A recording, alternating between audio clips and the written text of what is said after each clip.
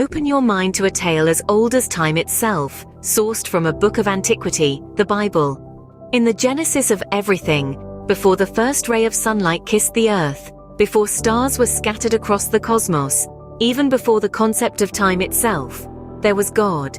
He existed without beginning, but solitude was not his state.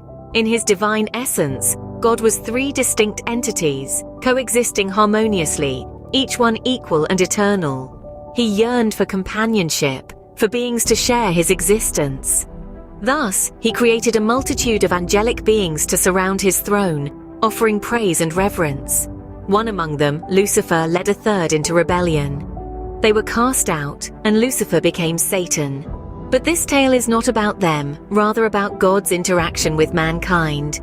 In the grand beginning, God manifested the heavens and the earth from nothingness into existence.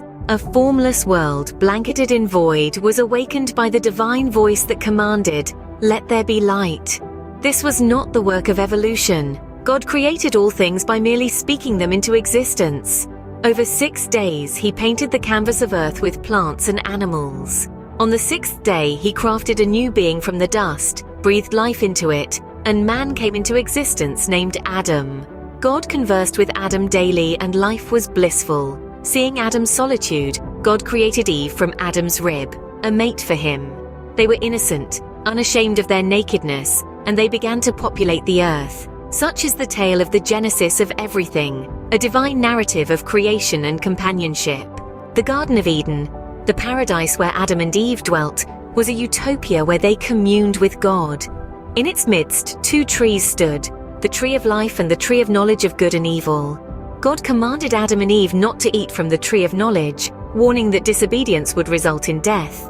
However, Satan, disguised as a serpent, convinced Eve to taste the forbidden fruit.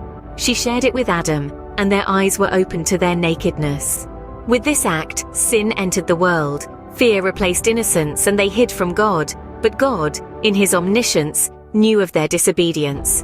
Punishment was meted out. The serpent was cursed to crawl on its belly, and enmity was placed between it and Eve's descendants. Eve was condemned to pain in childbirth and submission to her husband. Adam was sentenced to toil the ground for sustenance, and death became their fate. They were banished from Eden, and the tree of life was guarded by cherubim and a flaming sword. Yet in the midst of judgment, God revealed the first promise of redemption. He prophesied that a descendant of Eve would crush the serpent's head, indicating the future victory of mankind over Satan. This prophecy pointed to Jesus Christ, who would conquer sin and death. Thus, even in the fall of man, hope was kindled. Join us in the next episode as we continue the journey through the pages of Genesis.